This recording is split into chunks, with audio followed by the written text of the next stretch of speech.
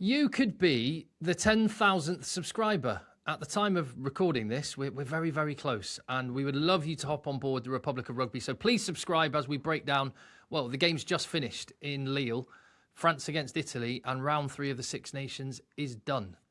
I've had a day to just sit and wallow in the England defeat and the narrow, brave effort from Wales, and I wasn't quite sure, Jordan, what we were going to get with this one. What were you expecting before it?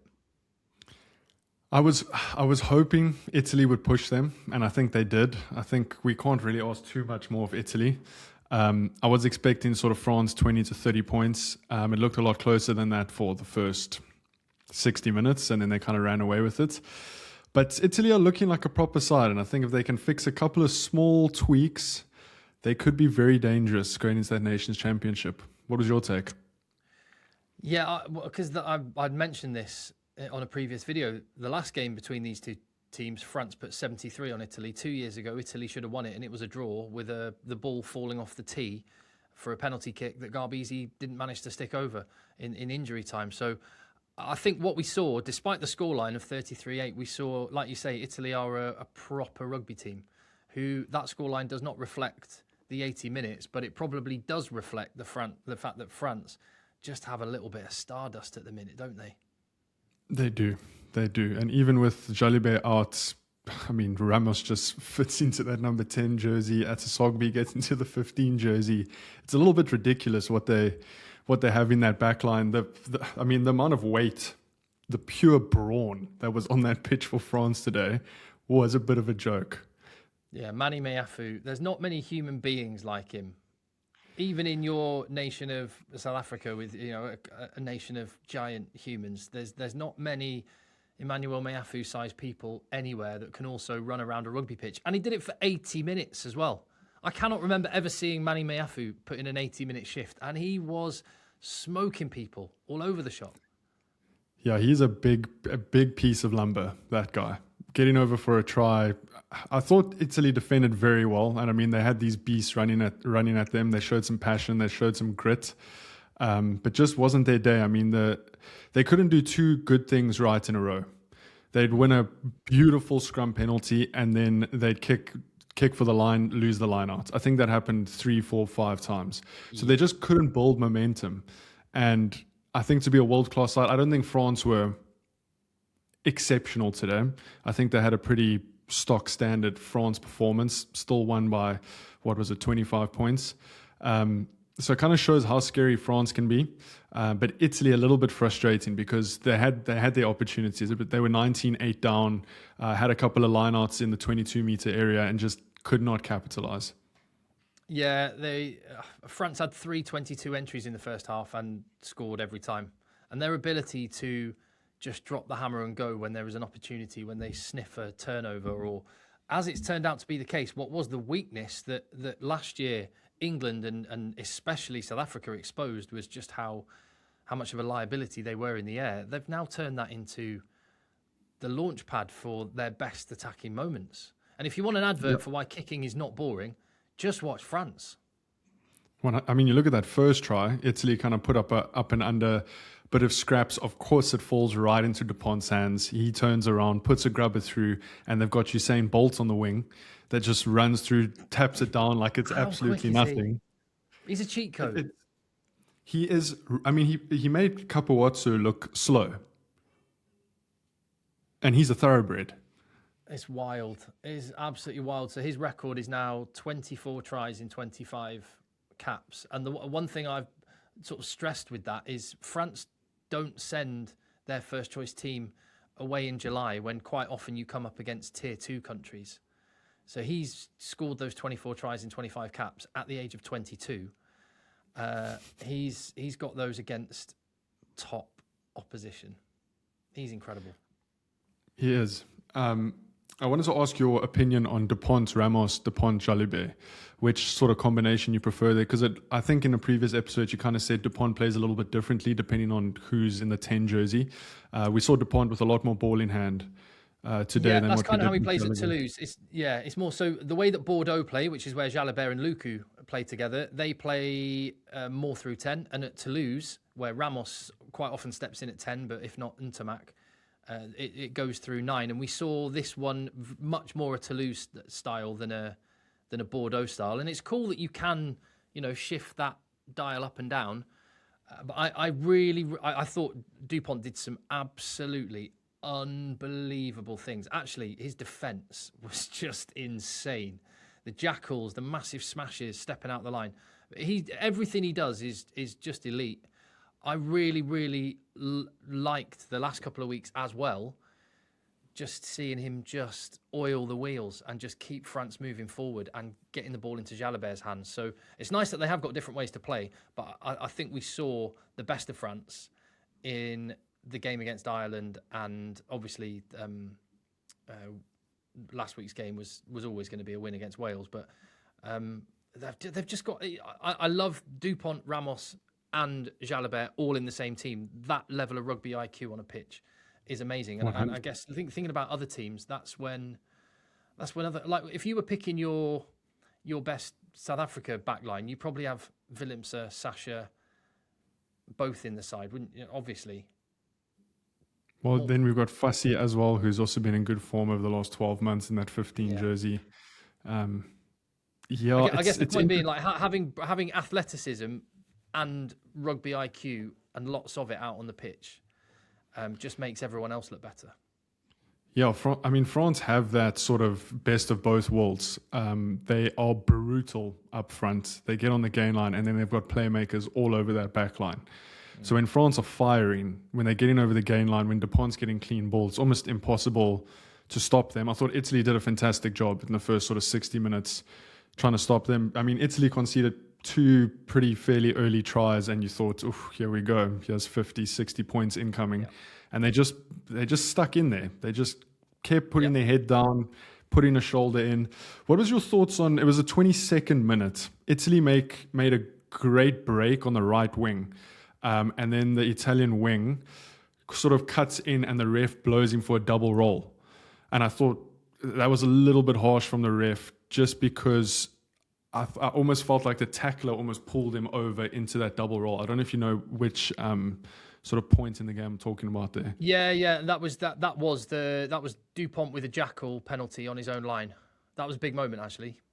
Yes. Yeah, I did feel a little bit harsh. There was definitely a clear release from Dupont before he went in for the jackal. He definitely got hands on the ball, but I thought it was maybe a little harsh on the attacker. They had some lovely moments, actually, and Louis Liners looked really good. Marin, that centre without Brex, he looked decent as well. So and I think what's really pleasing about Italy, that was a big moment in the game. Maybe they were never going to win this match, but actually, what we're seeing from Italy now is 5 or 6 years of hard work coming out on the rugby pitch week in, week out now, because they completely revolutionised their pathways. Suddenly, if you remember, their under-20s team put through 2 or 3 consecutive years of really good teams, and now all of those players are coming through into the first team. I think they're only going to get better. And I said it after the England match. Our thoughts yesterday, but I am worried that this Italy team could do a number on us. I mean, I would argue they're almost favourites going into that clash against England in 2 weeks at home.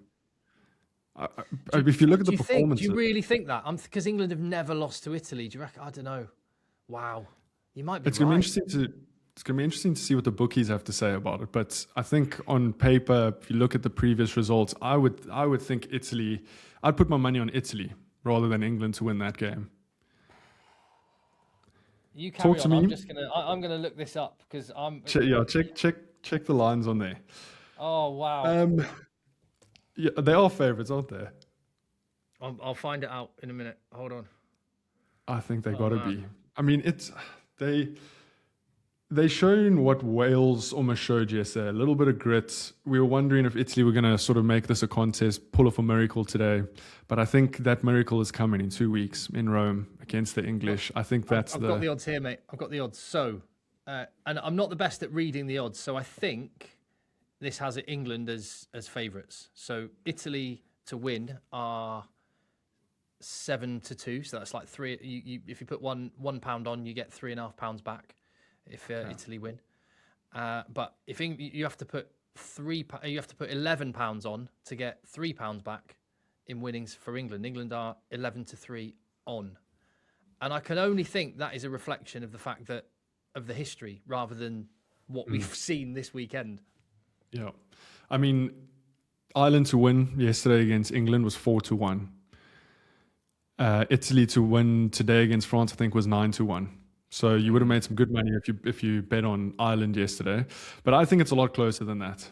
Well, I think do you know what's amazing me? I'm looking at this, and the odds for France against Scotland.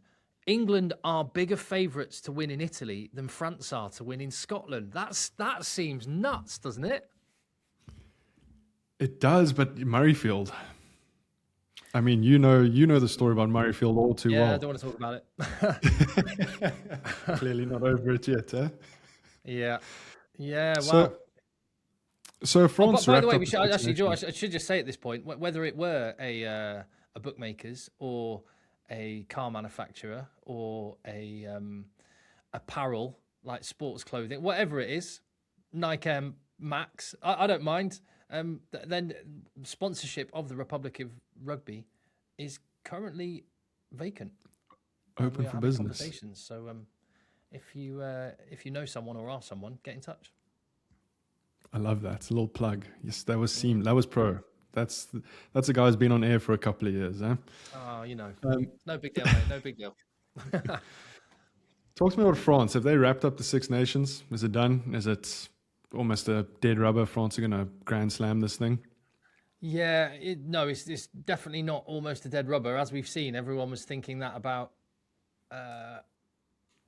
People didn't see the score lines yesterday, either of them, did they? But not the kind of manner of it. So you never know in this competition. And yeah, Scotland on their day can win. England on their day could win in France, but they're looking very, very good, aren't they? They're looking ominously good. I cannot wait. When do France play the Nations Championship? This is what's cool about the Nations Championship. We're going to see every single year, or most years, we're going to see all of the big teams face off at some point. Yeah, that France-Springbok game in November in France is going to be one hell of a battle. And I think that's I know we've got the greatest rivalry. That is massive from a South African perspective. But that France-Springbok game, and we say this every year, but the Springboks went and bats at France last year. So we always balled it up, and then the Springboks are just so good. I hate to make it about the Springboks in South Africa. I saw a couple of comments on the last video that I always make it about the Springboks, but when you're the best in the world, talk about what you know, I guess, haven't you? Yeah, I'm happy to change the subject from England. I'll be perfectly honest. So you carry on. Well, keeping it on the Springboks, the under-20 Springboks played today. How's this? They played against Georgia in a warm-up game for the under-20 World Rugby Championship I think it's in June. They were 35-0 up, the junior Springboks, at halftime. They made 15 substitutions, changed the whole team. Didn't concede, ended up winning the game 35-0, didn't score. But that kind of shows the depth coming through. And I think France is very similar. The commentators were speaking about the depth of France, that they could have an A, B, C side, all pretty much on the same level. Apparently the under-20 French side is pretty decent as well. So France are also sort of building that depth in the lower ranks. Yeah, and a bunch of these players are only a year or two out from the French under-20s team. Louis Bielbiere didn't even play for France under-20s because he was too busy racking up tries for the national team. Yeah, France and South Africa are operating on another level, and it's more than just the players that they've got now. It's the culture, it's the support from the public, the mad fanatic crowds that turn up, the production line of talent that they've got. They are, as I've been saying, that they are 1 and 2 in the world. And the fact that we're not going to see the best of France again in July in the Nations Championship is a shame. The flip side of that is look at the rugby we do see from France. All these young players, like loads and loads of these players that were out there in this Six Nations that have been tearing it up, are the guys that have got their taste of international rugby last summer in New Zealand and the year before as well. 100%. We've got a break next week. No Six Nations next week. What can people expect next week on the Republic of Rugby? There's some URC back on. Yeah, URC back on. So domestic rugby's back on the agenda. I'm also really curious, Jordan, because I know you've been keeping your eye on it and we've been talking about it as well. I want to know how these new laws trials are going in varsity rugby. There's some of the bonkers potentially crazy rules about, like extra double point tries, having another go at a try when you score a try, like something out of kind of NFL. So I'm really curious to know what's been going on there. I haven't been able to watch any, obviously, because it's not on in the UK, but you've been keeping your eye on it, right? You'll have to let me know.